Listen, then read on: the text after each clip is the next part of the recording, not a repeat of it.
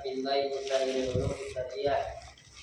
Nomor 4, apa keutamaannya ilmu tauhid di antara ilmu-ilmu syariat lain? Wa asyraful ulum. Ilmu tauhid itu paling mulianya ilmu. Kenapa alasannya? Likauni muta'alliqan bi dzatillahi ta'ala.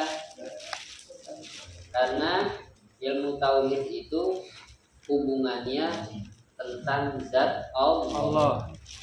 Wa dzati rusuli, tentang zat rasul-rasulnya.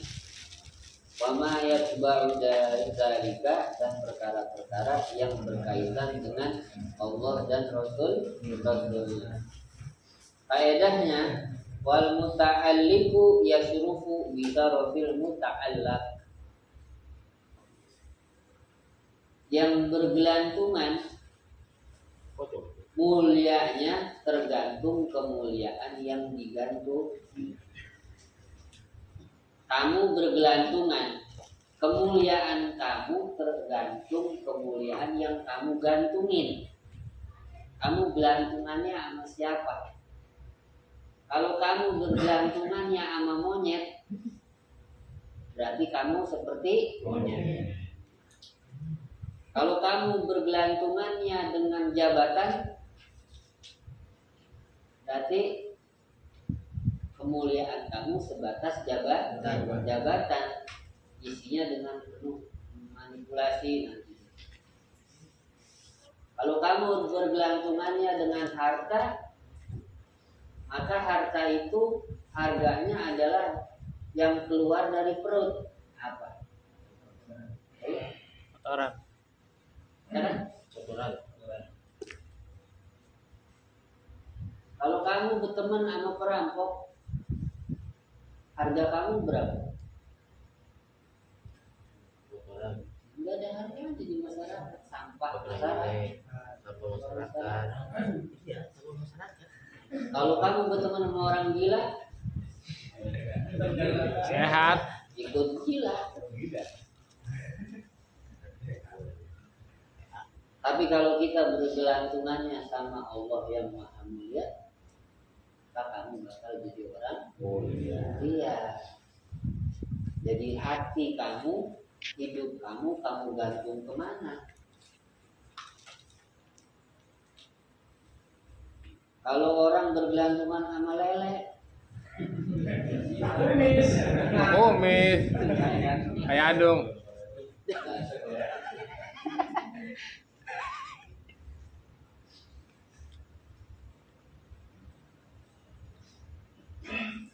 nomor 5, jadi paling mulianya ilmu tauhid. Kan ada nggak yang lebih mulia dari Allah Subhanahu Wa Taala? Ada nggak? Enggak ada. Makanya ilmu paling mulia. Wa ma nisbatu ila sairil ulum. Nomor 5, apa posisi di antara ilmu-ilmu yang lain? Ilmu tauhid posisinya. Wa aslul ulumi syar'iyyah. Ilmu tauhid adalah sumber asli atau sumber pertama dari ilmu syariat.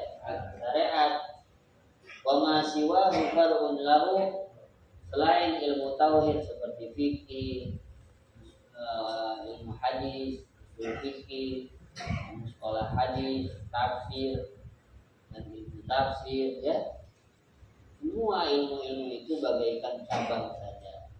Cabang dari apa? Ilmu tauhid.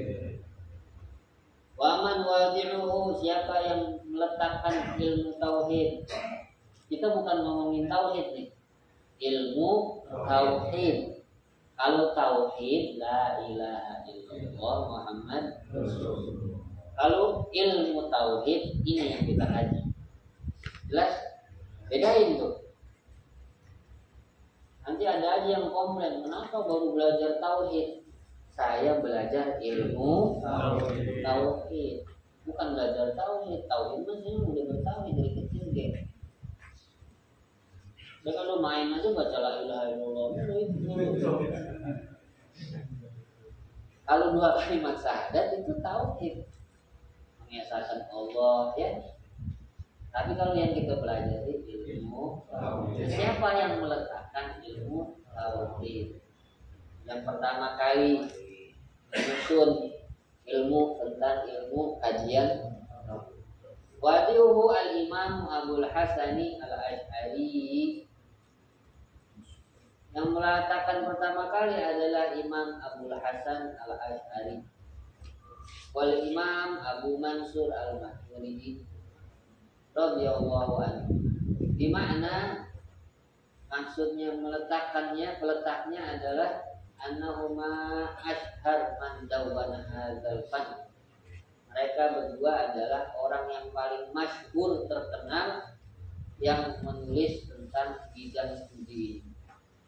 Waraji syubahil mubtadi'ah, dan mereka berdua yang paling masyhur menolak atau menjawab syubhat-syubhat ahli bid'ah di dalam akidah. Minal Mu'tazilah, dari golongan orang-orang Mu'tazilah, wa ghairihim, dan selain Mu'tazilah seperti Qadariyah, Jabariyah, Jahmiyah, Arabiyah, Syiah, dan yang lain, Ibadiyah. Ya. Wa amal wadi'ul haqiqiyu, adapun yang meletakkan ilmu ini yang hakiki, yang sesungguhnya, wallahu subhanahu wa ta'ala, dia adalah Allah. Semua ilmu Allah yang mengarah, yang bikin, ya hakikatnya. Tapi Imam Abul Hasan dan Imam Abu Mansur adalah sebab yang Allah jadikan untuk menulis bidang ilmu tauhid. Ja'a bihi kullu nabiyyin, yang telah dibawa oleh setiap nabi. Itu tauhid. Wa ma ismu hadzal fanni, apa namanya ini bidang studi? Ismu ilmu tauhid. Nama bidang studinya ilmu tauhid atau ilmu kalam, ilmu ngomong, ilmu bicara, atau ilmu usuluddin, atau ilmu pokok-pokok agama. Kenapa dinamain ilmu kalam? Ya, alasannya karena saking kuatnya dalil-dalil yang dipakai, seakan-akan itu adalah kalam. Karena kalam itu kan sempurna, memberikan manfaat, ya, dan nggak bisa dibantah. Itu disebut kalam. Kalau nggak sempurna disebut alim. Seakan-akan yang lain bukan omongan. Omongan mah cuma tentang Tuhan. Dalil-dalil adanya Allah. Biasanya Allah itu baru omongan. Kalau ngomongin masalah politik, ekonomi, sosiologi, biologi, botani, pertanian, persawahan, pergawangan, ya, perkambingan, itu mah bukan omongan, gitu. Seakan-akan begitu, omongan yang mantap tentang Allah. Selain omongan tentang Allah, bukan omong. Itu mah remah-remah, receh.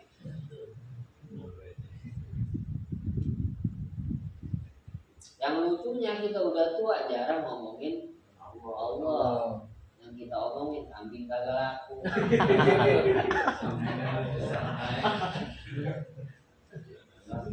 Dagangan sepi. Orang pompanya nggak ada yang rusak. Curang kok. RT nggak dilantik-lantik. Yang bisa tidur. Yo. Ini ngapain rumah? Kumis udah dicukur 2 kali.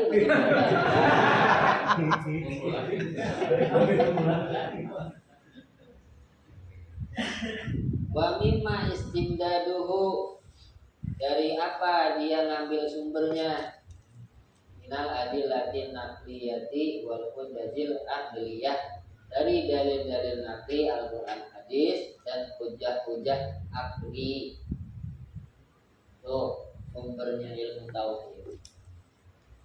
Hujjah aqliyah, kekuatan dalil akal, dan dalil naqli Al-Qur'an hadis. Dalil akli itu kayak qul huwallahu ahad, la ilaha illallah. Banyak. Kalau di bumi ini ada, di langit bumi ini ada dua Tuhan, pastilah itu berantem dan berantakan. Pasti langit bumi bakal kan? Itu kan dalil akli.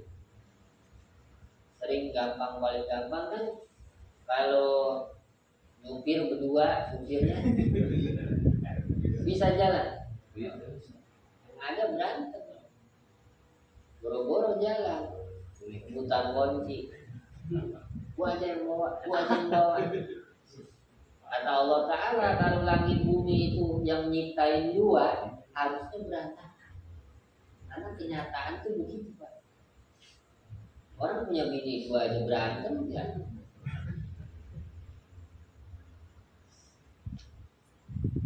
Itulah diantara dalil-dalil akli. Dalil akli itu nyata loh ya, bukan khayalan. Yang nyata, nggak bisa dibantah lewat kenyataan. Kayak saya ngomong indra itu nggak ada, benar nggak? Enggak. Karena kenyataannya nggak bisa dibantah. Maka kalau saya ngomong semua orang gila yang ngomong indra nggak ada, benar nggak saya? Benar nggak? Benar. Terus.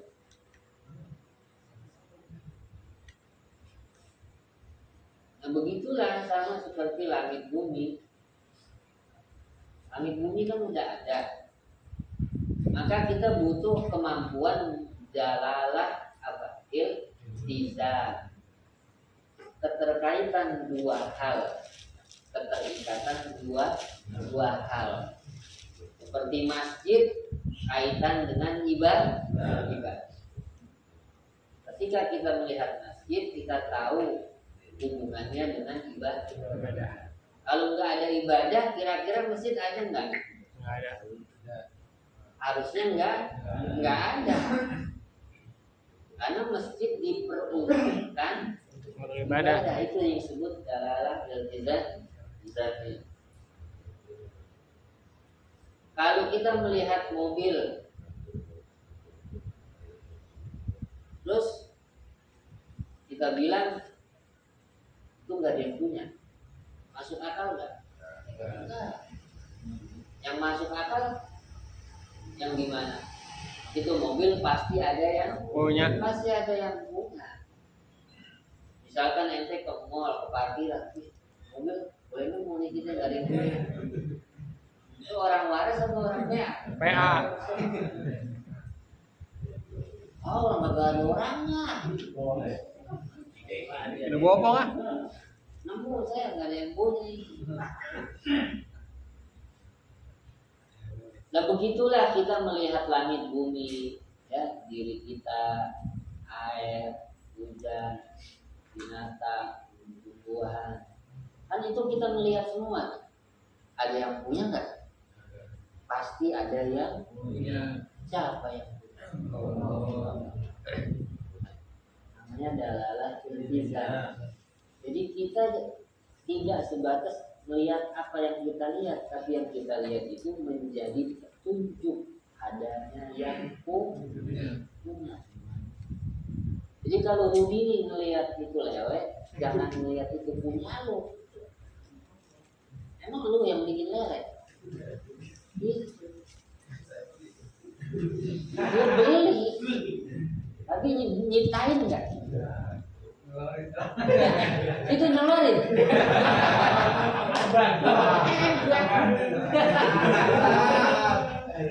Apa lele? Oh, ini bisa ngeluarin lele. Ya, bapak lele.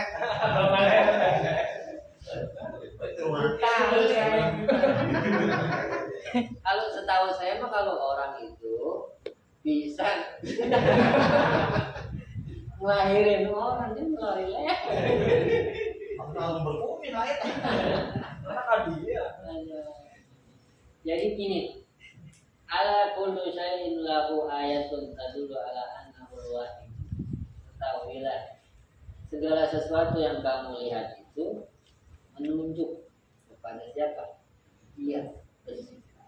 Yang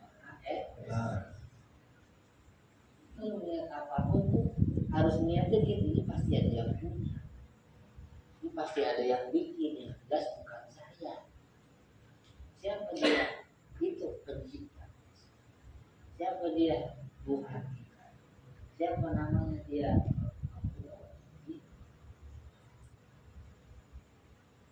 Kamu pengen tahu Nabi gantengnya kayak apa? Pernah lihat Nabi nggak? Katanya Nabi ganteng ya? Pengen tahu gantengnya gimana? Bisa nggak? Nggak bisa tahu nggak? Lihat aja turunannya. Kalau turunannya segitu gantengnya, gimana engkaunya? Gitu. Itu namanya dalalah iltizam. Kita nggak pernah ketemu Nabi, tapi kita bakal punya ukuran bagaimana indahnya Nabi. Kita tinggal begitu aja mikirnya. Maka tauhid dasar itu nanti dalam praktek keseharian kita harus meyakini betul-betul semua milik itu. Ya emang saya yang beli, emang saya yang dapat warisan, emang saya yang dibagi. Iya benar. Di duit, di tanah, di mobil, di rumah, semuanya ada di tangan saya. Tapi cuma megang. Tapi nggak pernah bikin, nggak pernah nyiptain. Pemilik aslinya yang menciptakan.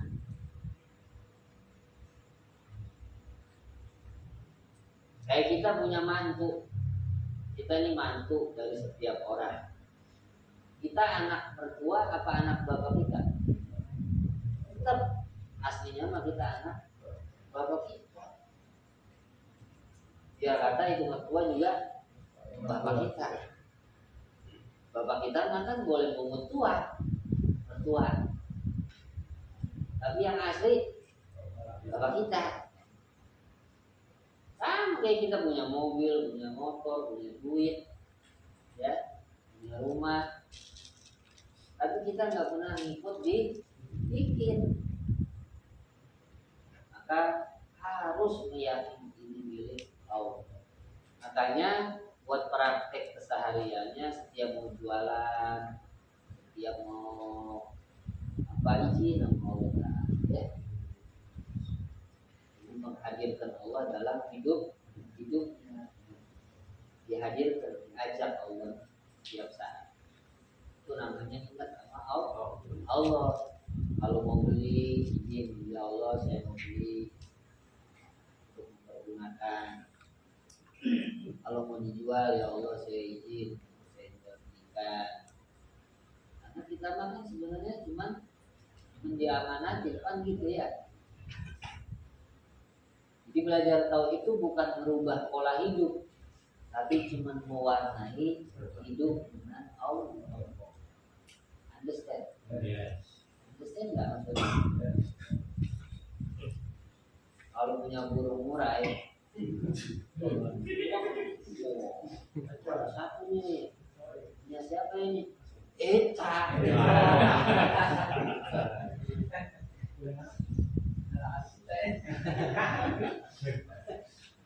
Punya Allah. Jadi kalau lagi dengar itu burung ngoceh cakep, bahkan bunyinya memuji siapa? Tapi kan tukang burung kadang-kadang lalai ya mau. Nganggu loh didikan kita. Murai didikan kita. Kata Irul ini. Kalau lele.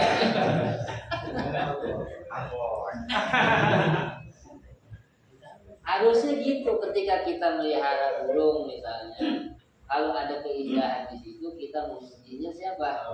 Allahnya, jangan memuji diri kamu. Understand nggak? Yes. Kalau lele lagi harganya bagus, jangan muji diri kamu, puji Allah. Ini enggak, paling muji ini emang lebih bagus. Mereka lebih cakep ini. Allah ini nggak pernah kebawa. Nanti nggak? Ya. bawa Allahnya dalam segala. Kena musibah ya sama, kebalikannya tinggal sama, punya aja pola. Lagi mati semua lu, jadi beli mana numpuk lele. Jangan nyalain siapa. Jadi takdir Allah. Lele memang punya Allah. Kau kagak laku, bikin mati semuanya terserah Allah. Nanti di situ kamu harus belajar berdoa.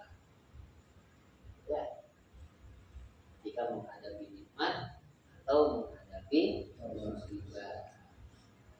Kalau kamu menghadapi nikmat, ya Allah ini nikmat darimu, bukan kemampuan saya. Ini musibah ya Allah, Kau yang akan berikan saya pahalanya, maafkan kesalahan saya, berikan saya keamanan, dan berikan saya ganti nikmat. Itu jadi orang mukmin. Namanya mewarnai hidup dengan ketuhanan. Karena yang Allah pinta cuma itu, Pak. Ingat sama puji. Kalau lagi rame, alhamdulillah, Engkau ya Allah. Kalau lagi sepi, Engkau ya Allah. Gitu. Jadi warnai aja terus.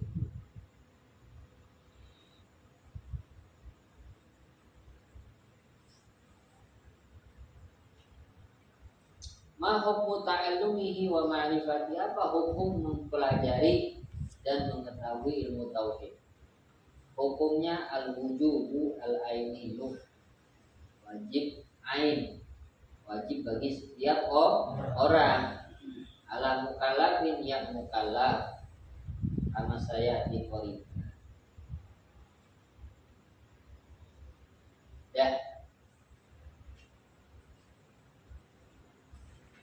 langsung baliknya tuh, nazamnya gak usah dibaca. Muqaddimatul bahth, pendahuluan pembahasan.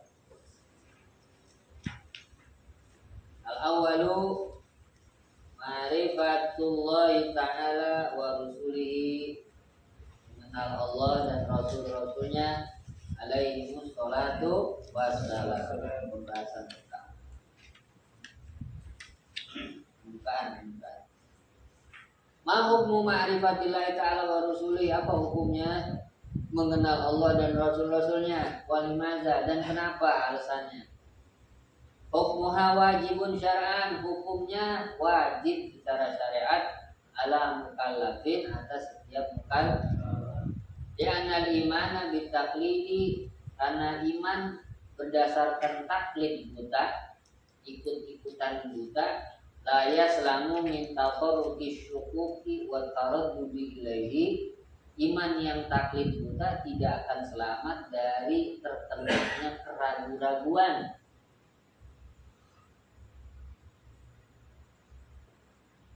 Kalau taklid buta,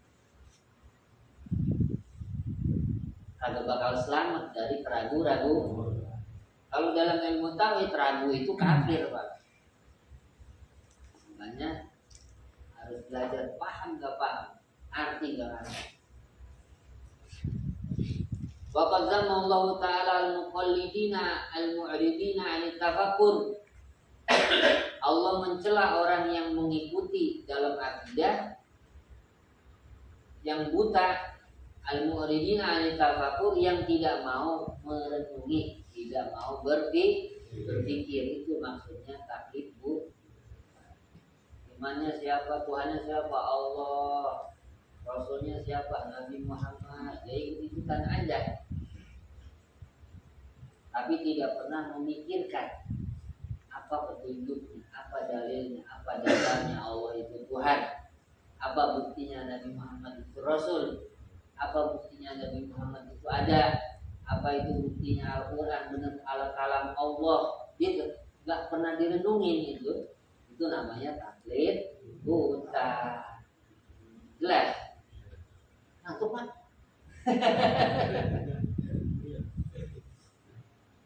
Allah mencela orang yang nggak mau merenungi tentang ketuhanannya dan rasul-rasulnya. Di ayatihi, di dalam ayat-ayat sucinya, ayat sukola Allah berfirman, A'udzubillahi minasyaitonirrajim. Wa idza qila lahum ittabi'u ma anzalallahu qalu bal nattabi'u ma albayna 'alaihi aba'ana awalau kana aba'uhum la ya'qiluna syai'an wa la yahtadun. Al-Baqarah 107. Dan apabila dikatakan kepada mereka, ikutilah ayat-ayat yang Allah turunkan, mereka akan menjawab, enggak, kami akan mengikuti apa yang telah kami dapatkan dari bapak-bapak moyang kami. Apakah meskipun moyang mereka itu tidak pernah memikirkan sesuatu dan tidak mendapatkan petunjuk, tetap mau ngikutin? Allah ngomong begitu, nanya kita.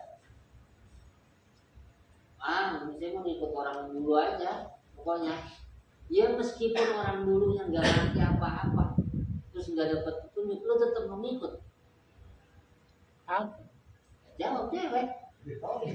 Itu mah Allah nanya.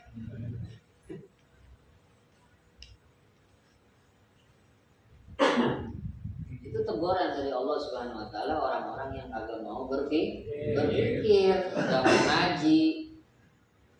Atau ngaji ikut-ikutan, tapi ngaji cuma datang hadir, nggak pernah mikirin ngaji apa. Mungkin teman-teman ngobrol, seru-seruan pulang. Itu mah termasuk kayak ini, ngaji begitu mah. Understanding? Iya. Tadi ngaji apa? Tahu. Tadi ngaji apa? Pokoknya keren dah. Iya mama, itu dia pakai hati. Itu masih aman. Alhamdulillah. Ustaz pokoknya jelasinnya guru ngomong banyak banget sih. Kita salahin. Wa qala wa ka'ayyin min ayatin fis samawati wal ardi yamurruna 'alaiha wa hum 'anha mu'ridun. Mau ayat apapun, langit, bumi, tanda kebesaran Allah, mereka melewatinya setiap hari, setiap waktu, tapi mereka itu berpaling, agak direnungi. Tanda-tanda kebesaran Allah itu setiap hari itu melewatin kita, Pak. Atau kita melewati tanda-tanda kebesaran Allah itu tiap hari. Tapi sayangnya kita selalu berpaling, lalai. Kalau ada angin, ya, atau kalau ada gempa, ada rezeki, itu kan semua tanda-tanda kebesaran. Sayangnya setiap kali lewat kitanya kagak nggak sadar sama Allah. Kayak tukang dagang itu kan sebenarnya setiap hari itu melihat keajaiban Allah ya. Ada orang pekayon anterin ikan lele ke Jatinegara. Yang beli orang pekayon lagi. Ajaib nggak?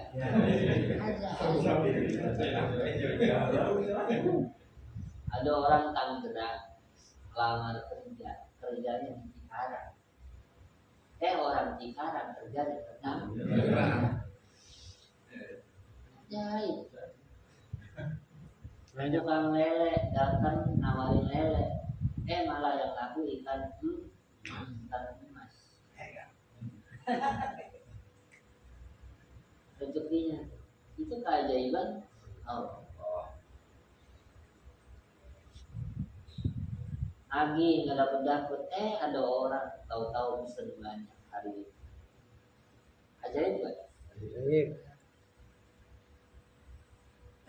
Oh ya. Nah, itu kudunya kita selalu ingat sama Allah. Ingat kuasanya Allah ya. Kuasanya Allah. Kuasa. Semua atas kehendak dan kuasa Allah. Kamu bisa makan, bisa tidur, bisa sehat, bisa tinggal di rumah, aman dan selamat dari perampok, dari pembunuh, dari ular kobra, dari tetangga yang musuhin tapi nggak berani gitu. Mana? Itu puasa aja. Puasa Allah. Ada teman yang setia, ada saudara yang setia, tetangga yang setia. Itu puasa aja. Puasa Allah. Makanya kita nggak boleh berhenti sama Allah. Kalau penyakit kita mah ya lupa mau. Kalau lagi dapat duit, kita. Kalau lagi salah, lagi susah, iya. Jadi penyakit kita nih, Menyalahkan.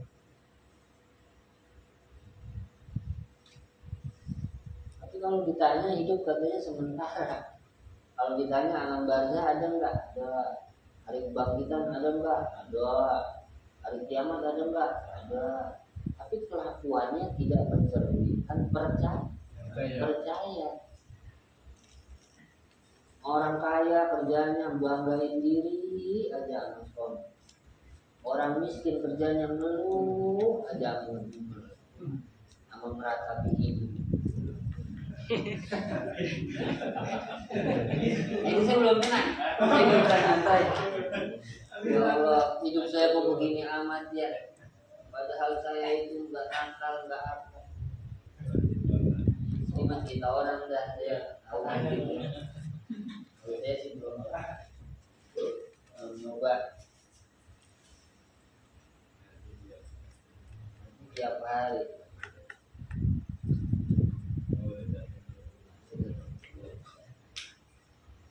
Begitu ya saudaraku ya. Belajarlah melihat Allah dari setiap ciptaan.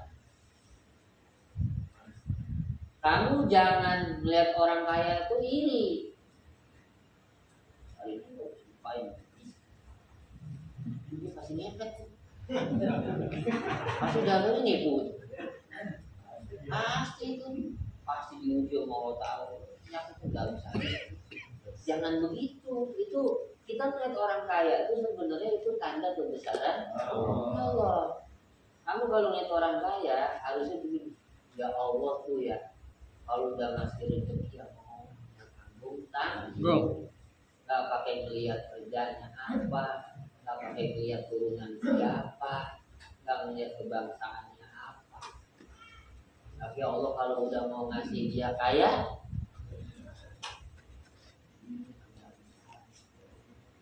Allah ya gitu Pak. Kalau melihat orang susah,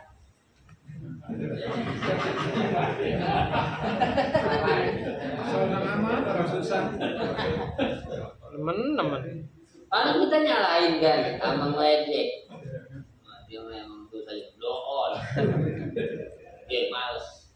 Jangan begitu. Itu tanda-tanda kebesaran Allah. Kalau kita melihat orang lagi susah, Allah dia kalau udah Anda ngasih rezeki yang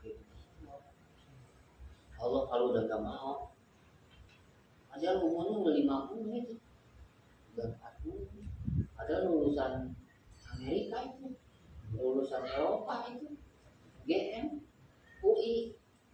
Tapi dia memang rezeki di tangan Allah, bukan kemampuan dan ijazah. Itu dia tuh pusat bener. Itu tanda-tanda kebesaran Allah. Itu kan.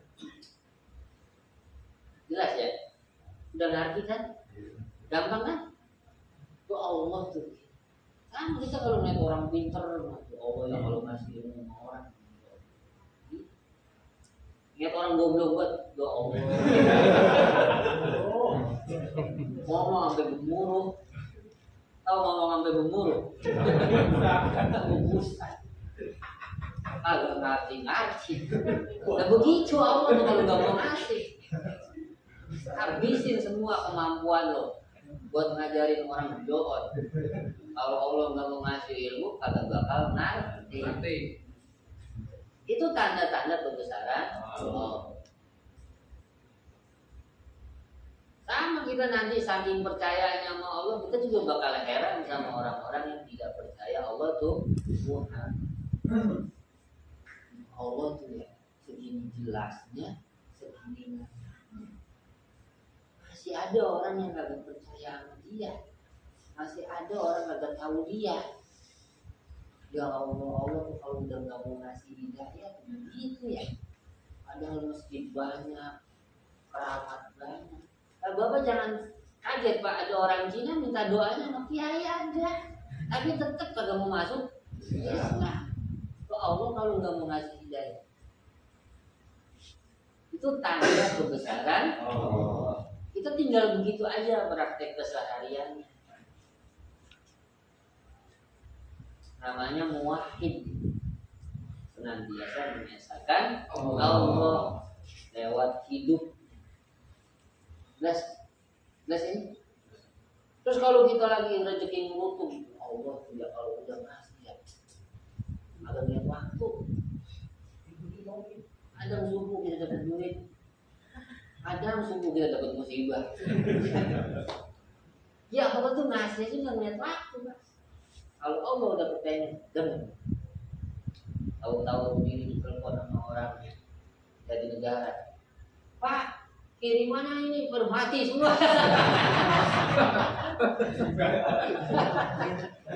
Malah ini baru datang dari motor di rumah.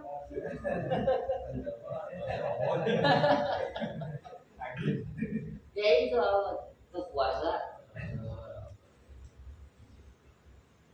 Ya itu mau udah ngerti semua deh pengalaman hidup semua ya. Yang penting kita jangan lalai. Setiap tanda-tanda kebesaran Allah kita jangan lupa Allah. Gitu. Mal murad bil ma'rifati huna. Apa yang dimaksud ma'rifat di sini? Ma'rifat itu kan sebenarnya memahami hakikat kenyataan melalui pemikiran akal. Itu namanya ma'rifat. Atau melalui cara mencari maklumat dengan penelitian. Jadi ma'rifat itu ada yang bisa melalui pemahaman akal, ada yang melalui penelitian, atau melalui perenungan dari tabiat-tabiat alami alam semesta.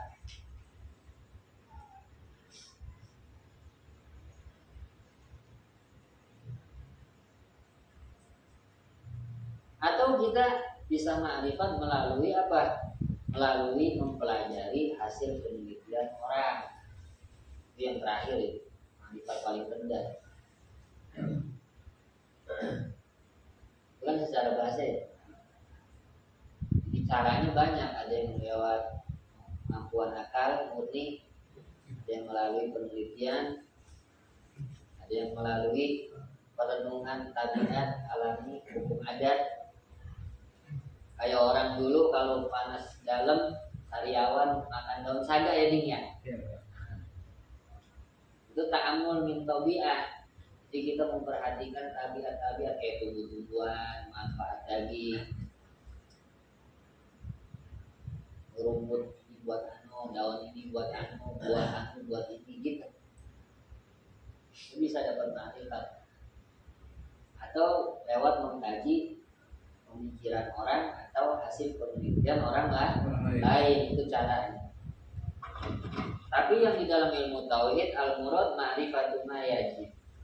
Yang dimaksud adalah mengetahui, mengenal apa yang wajib, wa ma yastahil dan apa yang mustahil, wa ma yajuzu atlan dan apa yang boleh secara akal bi haqqi ta'ala dalam hal yang berkenaan atau yang berkaitan dengan Allah Subhanahu dan hak-hak para rasul. Walaisal muradu ma'rifat dzatihi ta'ala, dan maksudnya ma'rifat Allah bukan ma'rifat zatnya. Ya annahu la tariqa ila dzalik, karena enggak ada cara untuk mengenal zatnya Allah. Jadi yang kita kenal adalah sifat dan perbuatannya Allah. Jadi kalau kita melihat sekeliling kita itu, ketika lagi kita merenungi Allah, bukan merenungi sosoknya, bukan merenungi pribadinya, tapi merenungi sifat dan perbuatan Allah. Kayak kita sehat itu perbuatan Allah. Kita sakit itu perbuatan Allah. Air tetap ada di bumi itu perbuatan Allah. Hujan tetap turun itu perbuatan. Laut nggak kering-kering itu perbuatan. Jelas ya? Itu nanti kita harus mengenal sifat dan perbuatan. Kalau sifat pengasih, penyayang, rahmat, pemarah, ya, kemudian pemberi rezeki, terus apa lagi, maha kuat, maha kokoh, maha hidup, maha pemberi, maha pengampun, maha iba, makhluknya. Rauf itu iba, rasa iba kepada seseorang atau kepada orang lain. Rauf beda sama rahim. Kalau rahim pengasihnya itu melalui nikmat, Allah suka ngasih nikmat makhluknya, itu rahim. Allah pengen kita nih benar dapat enak dunia akhirat, itu rahman. Kalau di akhirat gak senang, di dunia disenangi nama Allah. Ya, ciri-ciri orang gak senang di akhirat, senang banget di dunia. Kayak gitu Pak. Allah kalau senang sama orang, itu dunia disingkirin. Ya, dan aku urusan gak kelar-kelar. Udah mau kelar ada lagi gitu. Allah saking senang pengennya dia, rahmannya Allah sama dia, pengen dia senang di akhir. Ada nggak Pak orang senang lagi kecil senang pas tua? Ada nggak? Coba renungin. Bapak pernah nggak ketemu sama orang kecil seneng banget, mudanya seneng banget, pas tuanya seneng banget? Pernah ketemu nggak sama orang?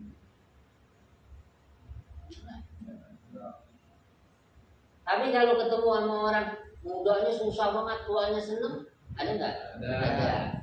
Mudanya seneng banget, tuanya susah banget. Ada.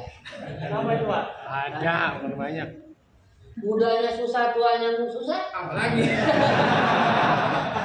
Itu terjadi di orang besar.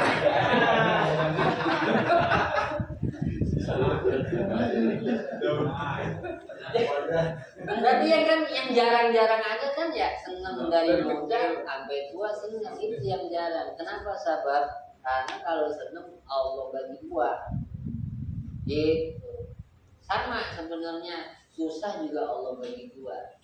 Kalau ada orang di dunia susah, itu Allah bakal ngasih senang di akhirat. Kalau di dunianya senang, nggak ada susah, itu Allah bakal ngasih susah di akhirat. Karena Allah nggak pernah ngumpulin dua senang dan dua susah. Semua.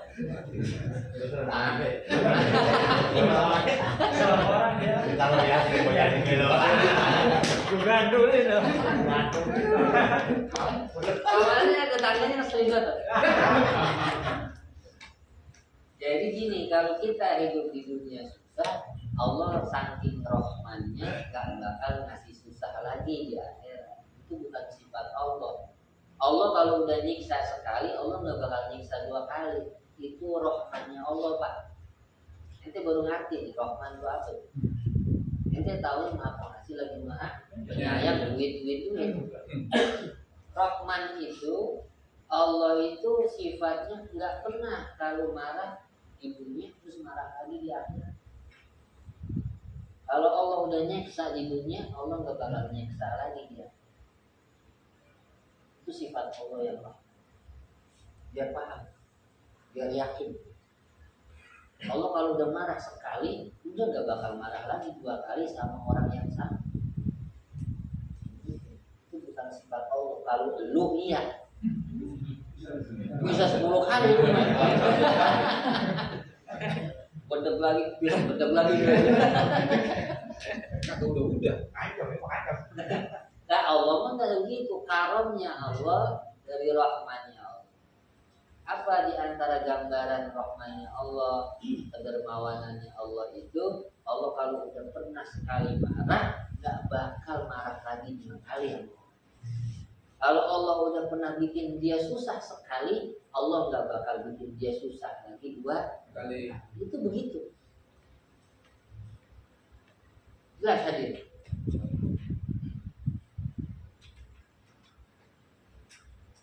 Itu diantara sifat Allah dan perbuatan Allah. Kita harus kenal begitu, ngaji dikit-dikit ya. Ada orang hidupnya seneng, bagus ya, dari muda rapi hidupnya dari kecil, mudanya giat, nggak pernah macem-macem, akhirnya sukses, pendek. Ya, banyak nggak orang sukses muda hati? Banyak banget pak. Tapi kalau yang mudanya rada nakal ya, hidupnya rada urak-urakan, hidupnya panjang nggak? Orang dulu terus.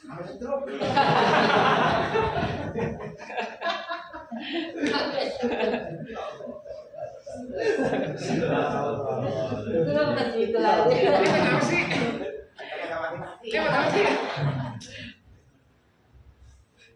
Tapi emang hiburan orang mukmin itu ya imannya. Kalau nggak iman ya nggak terhibur. Kalau nggak yakin nggak bakal terhibur sama keadaan.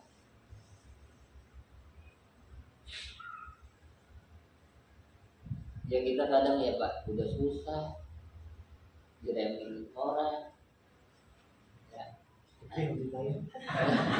nggak diorangin, diredek, dikecilin, ya, doa nggak hasil, usaha bangkrut, usaha lagi, bangkrut lagi.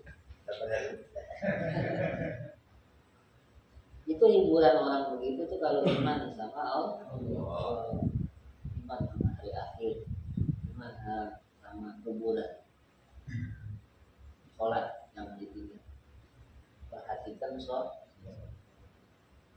itu modal kita masuk kuburan.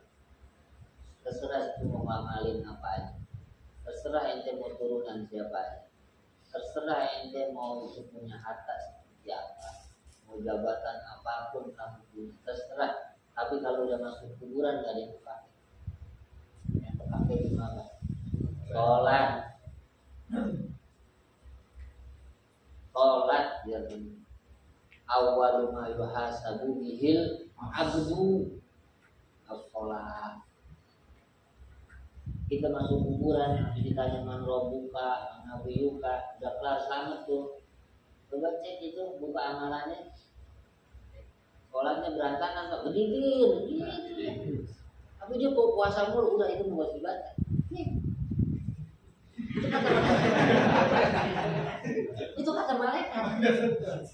Udah, yang lain yang sodakohnya, yang apa udah mau dibaca itu.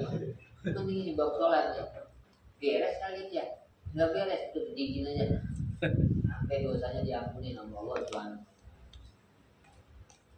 Ayo, nggak percaya kok. Mangga. Wabil hadis, tafakkaru fi khalqillahi wa la tafakkaru fillah, fa innakum la taqdiruna qadra. Tafakkaru fi khalqillah, renungilah ciptaan Allah. Wala tafakkaru fillah, tapi jangan merenungi zatnya Allah. Karena kalian tidak akan mampu mengukur kadarnya Allah Subhanahu wa ta'ala. Tidak mampu. Kenapa tafakkaru fi khalqillah? Renungi, pikirkan ciptaan Allah, karena ciptaan itu perbuatan dan sifat dalalah iltizamnya dari setiap benda yang ada. Di situ ada gambaran perbuatan dan gambaran sifat, bukan gambaran zat. Jelas ya hadirin. Kita kalau mau tahu orang itu berani dan tukang berantem, kita bisa tahu dari mana? Banyak koreng, tuh. Kedua, geradagan, ngerangas bocahnya. Itu bocah berani, tukang berantem tuh. Itu namanya dalalah iltizam, keterkaitan. Sifat berani dengan koreng sama beradagan, nyeranas. Aduh banget itu. Tahu nyeranas? Apa sih bahasa Indonesia nyeranas tuh? Direket. Jeget. Apa ya? Mana sih? Arogan, serat Bukan apa sih nyeranas ya? Bukan. Udah nanti kita bahas. Kita bahas. Nyeranas itu kira-kira apa pas? Ngeselin ya? Nah, lebih tepat keselin. Iya, ngeselin. Sengak. Matanya melotot matanya. Sengak. Sengak. Emang ada setengah. Nah itu kan lagunya sengak sama banyak koreng di badannya itu ada kaitan sama sifat berani atau punya kaitan dengan sifat sembrono. Mana yang lebih kuat? Kalau kita melihat orang itu sengak sama banyak korengnya, itu dari situ kita melihat dia itu orang berani atau orang sembrono. Berani. Brono. Koreng lah. Lah koreng.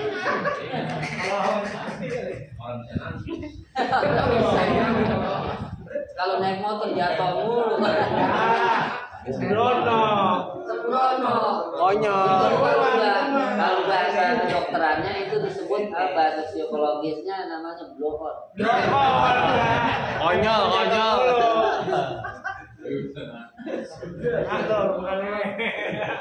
Karena dari ciptaan itu tergambar atau ada kaitan hubungan kuat perbuatan dan sifat. Jelas aja. Jelas kan? Makanya kita disuruh merenungi ciptaan Allah. Makanya apala yang nuruna ilas samai ayo fakulimat terkait perubian. Lihat ulangi gimana caranya itu bisa diangkat di atas langit. Gimana itu cara? Siapa yang angkat? Kita lihat tower yang tinggi banget. Pengen tahu masangnya gimana? Penasaran kan? Pas udah jadi juga ya pekerjaannya. Kenapa sih itu nggak pernah mikir ke Allah itu? Coba itu Allah bikin langit kagak pernah ditanya. Enggak gue pakai tiang. Kurang ajaib apa? Min ghairi amadin tarawna. Allah ciptain langit di atas tanpa tiang yang bisa kamu lihat.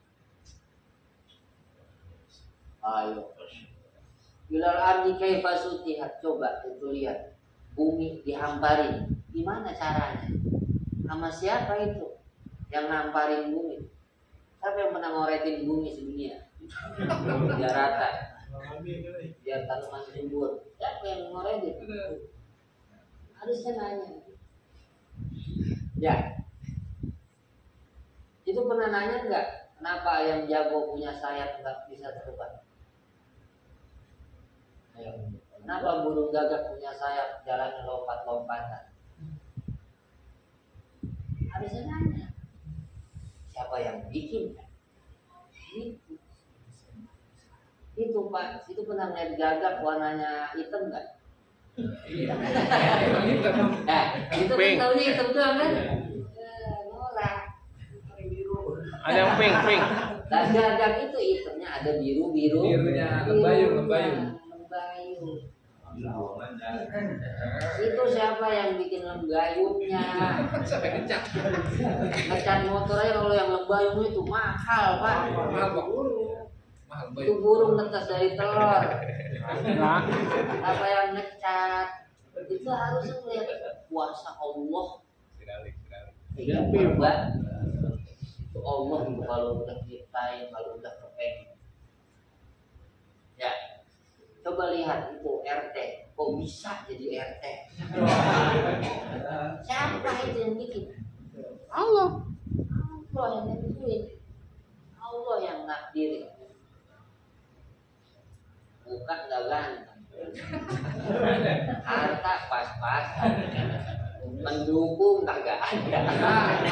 Tua lagi. Oh bisa jadi. Itu kalau bukan Allah siapa lagi? Kita harus ta'ajubnya ke sana ya. Allah wa fil hadisi aydan, dalam hadis lain, innallaha ihtajaba anil basair kama ihtajaba anil absar. Sesungguhnya Allah menghijab dirinya dari mata. Basair itu mata hati. Bahkan mata hati pun tidak bisa melihat zat sosoknya Allah Subhanahu wa taala.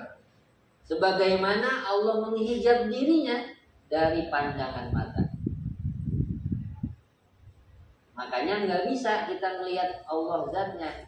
Kita hanya bisa melihat melalui ciptaan. Itu disebut dalalah iltizam. Ada tarik lurus hubungan antara dua hal, ciptaan dan pencipta. Apa tarik hubungan lurusnya? Sifat dan perbuatan. Jelas ya? Allah Subhanahu wa ta'ala. Jawab. Dia mau nanya.